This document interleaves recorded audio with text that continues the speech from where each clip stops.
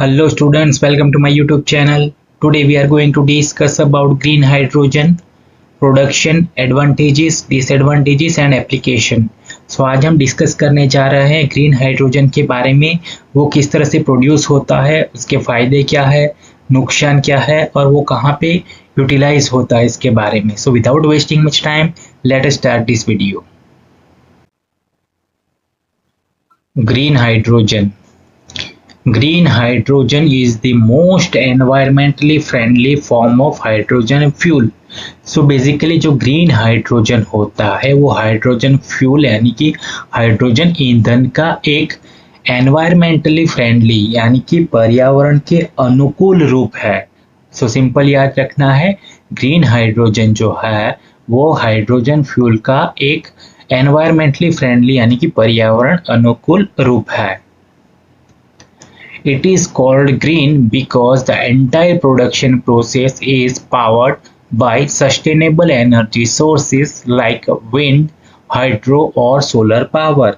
So basically इसको green इसीलिए कहा जाता है क्योंकि इसका जो प्रोडक्शन प्रोसेस है यानी कि उसका जो उत्पादन प्रक्रिया है जिसमें बेसिकली विंड यानी कि पवन, हाइड्रो यानी कि जल और सोलर पावर यानी कि सौर ऊर्जा जैसे सस्टेनेबल एनर्जी यानी कि टिकाऊ ऊर्जा स्रोतों का इस्तेमाल किया जाता है, इसके लिए उसको ग्रीन कहा जाता है।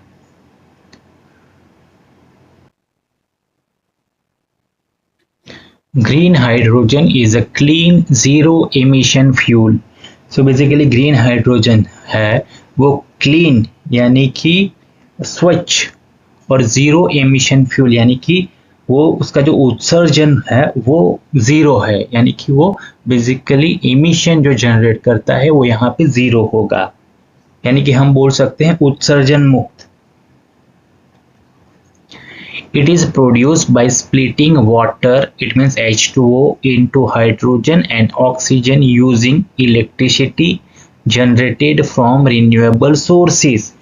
सो या इसका जो भी उत्पादन है, प्रोड्यूस यानी कि उत्पादन, जिसमें क्या कहा जाता है कि जो वाटर है वाटर को स्प्लिट किया जाता है हाइड्रोजन एंड ऑक्सीजन में।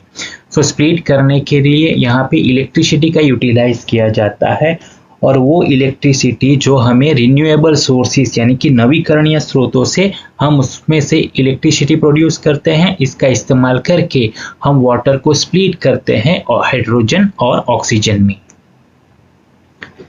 Green hydrogen is highly versatile and serves as a sustainable replacement for fossil fuels in several sectors. So basically जो green hydrogen है वो highly versatile यानी कि अत्यधिक बहुमुखी है और वो जो हमारा fossil fuel है जिसको हम बोलेंगे जीवाश्म ईंधन, उसका रिप्लेसमेंट के तौर पे एक स्थायी विकल्प हो सकता है। Production. Green hydrogen is produced through a process called electrolysis. यानी कि ग्रीन हाइड्रोजन का प्रोड्यूस यानी कि उत्पादन जो इलेक्ट्रोलाइसिस नामक एक प्रक्रिया के माध्यम से किया जाता है। This electrolysis process take place in a device is called electrolyzer. यानी कि ये जो इलेक्ट्रोलाइसिस प्रोसेस है वो एक डिवाइसिस में होता है, उसी डिवाइसिस का नाम है electrolyser. The electrolyser uses direct current to break down water molecules. So यहाँ पे इलेक्ट्रोलाइजर में डायरेक्टली हम डीसी करंट सप्लाई करेंगे जिसके थ्रू हम वाटर के मॉलिक्यूल्स को तोड़ सकते हैं। Two electrodes are immersed in water यानी कि दो इलेक्ट्रोड पानी में डूबे हुए होते हैं। इलेक्ट्रिसिटी स्प्लिट्स द H2O, जैसे कि हमने बात किया यहाँ पे इलेक्ट्रिसिटी का इस्तेमाल किया जाता है डीसी करंट का, जिसके थ्रू हम H2O यानी कि वाटर को स्प्लिट करेंगे हाइड्रोजन एंड ऑक्सीजन में। Hydrogen is release at the cathode, जैसे कि हमने बात किया इलेक्ट्रोलाइजर में दो इलेक्ट्रोड होंगे, कैथोड और anode.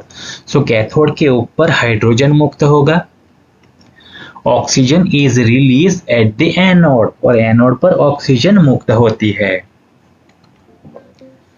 The electricity required for electrolysis comes entirely from renewable sources such as solar, photovoltaic, wind और हाइड्रो पावर। जैसे कि हमने बात किया कि यहाँ पे जो इलेक्ट्रिसिटी का इस्तेमाल किया जाता है वो रिन्यूएबल सोर्सेस यानी कि हमारा जो नवीकरणीय स्रोत है जिसको हमें कंटिन्यूसली मिलता रहता है, लाइक सोलर, फोटोवोल्टिक, विंड और हाइड्रो पावर, इसका इस्तेमाल करके यहाँ पे इलेक्ट्रिसिटी प्रोड्यूस किया जाता है।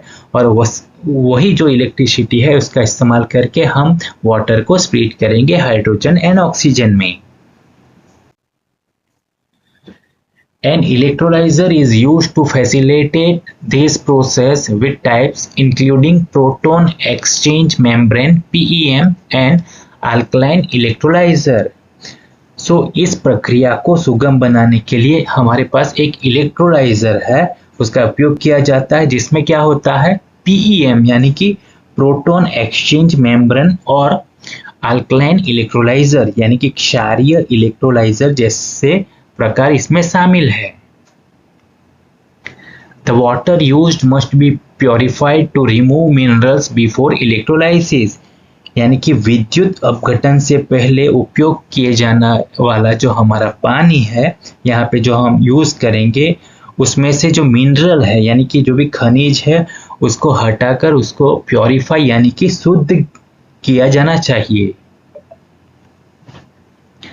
The production hydrogen gas is captured, compressed and stored in specialized tanks for transport or immediate use, यानी कि जो भी हाइड्रोजन हमें उत्पादित किया जाता है यानी कि प्रोड्यूस किया जाता है उसको कैप्चर्ड यानी कि इकट्ठा किया जाता है, कंप्रेस किया जाता है यानी कि संपीड़ित किया जाता है और ट्रांसपोर्ट यानी कि तत्काल उपयोग के लिए परिवहन और इसका इस्तेमाल करने के लिए यहाँ पे स्पेशलाइज्ड टैंक का निर्माण करना पड़ता है।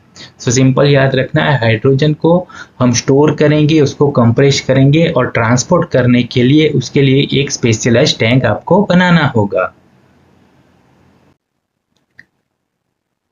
Advantages, it produces no greenhouse gases और पोल्यूशन ड्यूरिंग यूज और प्रोडक्शन, यानी कि इसका जब हम इस्तेमाल करेंगे और उसका जो प्रोडक्शन करेंगे तो यहाँ पे किसी भी प्रकार के जो ग्रीन हाउस गैसेस है या पोल्यूशन यानी कि प्रदूषण उत्पन्न नहीं होता है। It is made using renewable sources like solar, wind और हाइड्रो पावर, यानी कि इसका जो पूरा निर्माण है उसमें हम सोलर यानी कि सौर ऊर्जा, विंड यानी कि पवन ऊर्जा और हाइड्रो पावर यानी कि जल विद्युत जैसे रिन्यूएबल यानी कि नवीकरणीय स्रोतों का इस्तेमाल करते हैं। It can be used as a fuel for transportation and in industrial process, यानी कि इसका इस्तेमाल एज अ फ्यूल ट्रांसपोर्टेशन के लिए और इंडस्ट्रियल में किसी भी प्रोसेस में इसका इस्तेमाल किया जाता है। Green hydrogen can store excess renewable energy for long periods and convert it back to electricity when needed, यानी कि ग्रीन हाइड्रोजन जिसे हम रिन्यूएबल एनर्जी यानी कि नवीकरणीय ऊर्जा बोलते हैं उसको हम लंबे समय तक स्टोर कर सकते हैं और convert it back to electricity when needed, और जब भी उसकी ज़रूरियत होती है तब उसको हम फिर से इलेक्ट्रिसिटी में कन्वर्ट कर सकते हैं। It can be produced locally, so reducing our country's dependence on imported fossil fuels. So basically हमारा जो कंट्री है वो imported fossil fuel यानी कि जो भी जीवाश्म ईंधन है उसको import करता है, आयात करता है, यानी कि दूसरे देशों पे डिपेंड्स रहता है। तो यहाँ पे क्या होता है, it can B produce locally यानी कि स्थानीय स्तर पर ग्रीन हाइड्रोजन का इस्तेमाल करता है। तो जो हमारा कंट्री का डिपेंडेंसी है अनदर कंट्री पर वो क्या हो जाता है, रिड्यूस यानी कि कम हो जाता है। डिसएडवांटेजेस, हाई प्रोडक्शन कॉस्ट, यानी कि उसका जो प्रोडक्शन यानी कि उत्पादन लागत जो आती है वो हाई होती है यानी कि उच्च होती है। The process of producing it requires a lot of energy, यानी कि ग्रीन हाइड्रोजन प्रोड्यूस करने के लिए यहाँ पे बहुत सारी एनर्जी की आवश्यकता होती है। There is a lack of specialized pipelines, storage tanks and refueling station to move and store it. यानी कि यहाँ पे उसको स्थानांतरित करने और स्टोर यानी कि संग्रह करने के लिए स्पेशलाइज पाइपलाइन यानी कि विशेष पाइपलाइन और उसका जो स्टोरेज टैंक और रिफ्यूलिंग स्टेशन यानी कि ईंधन भरने वाले जो स्टेशन है उसका क्या है, लेक यानी कि कमी है यहाँ पे। Large amount of fresh water are needed for the electrolysis process which can create problems in dry areas।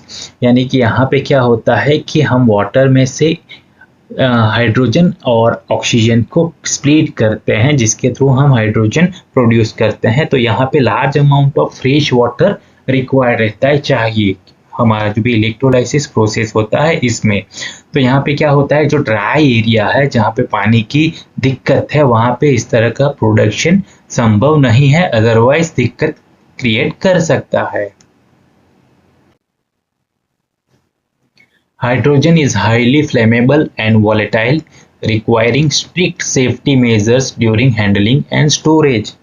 यानी कि हाइड्रोजन एक हाईली फ्लेमेबल, जिसे हम बोल सकते हैं अत्यधिक ज्वलनशील एंड वॉलेटाइल यानी कि बाष्पशील है, जिसके थ्रू क्या होगा, रिक्वायरिंग स्ट्रिक्ट सेफ्टी, जिसके लिए उसका संचालन और उसका स्टोरेज करने के लिए यहाँ पे सुरक्षा काफ़ी सख्त होगी, तभी इस तरह का हाइड्रोजन को हम स्टोर कर पाएंगे।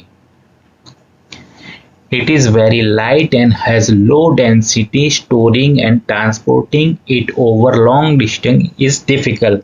यानी कि जो हाइड्रोजन फ्यूल है वह बहुत ही लाइट यानी कि हल्का, और उसकी जो डेंसिटी है वो बहुत ही कम होता है, जिसके थ्रू क्या होता है उसको स्टोर करना और ट्रांसपोर्ट करना लंबे डिस्टेंस पे यानी कि लॉन्ग डिस्टेंस पे उसको स्टोर और ट्रांसपोर्ट करना डिफिकल्ट होता है यानी कि मुश्किल होता है। Thank you for watching. Like, comment, share and subscribe to my channel.